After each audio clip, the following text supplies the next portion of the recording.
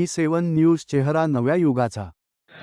कृपया कोणीही mobile phone मतमोजणीच्या ठिकाणी घेऊन येऊ नये।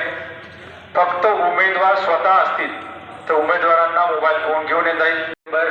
2025 रोजी झालेली आहे त्याची मतमोजणी प्रक्रिया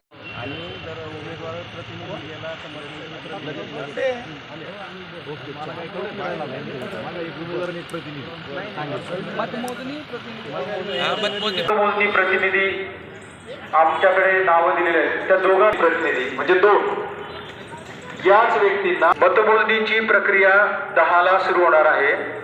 तर स्ट्रॉंग रूम उघडी करताना तिथे थांबावं।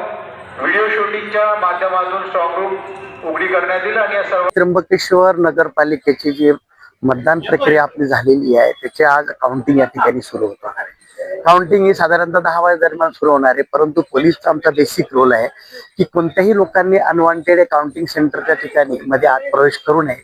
त्यासाठी आम्ही पूर्ण चारी बाजूला बॅरिकेडिंग करून आमचे अधिकारी तैनात केलेले आहेत। नागरिकांना या माध्यमातून आम्ही सांगणार आहे काही ठिकाणी थोडीशी त्यांची गैरसोय होणार आहे, ट्रॅफिक डायव्हर्ट करावं लागतं, तर ते देखील नागरिकांनी आम्हाला सहकार्य करायची अपेक्षा राहील।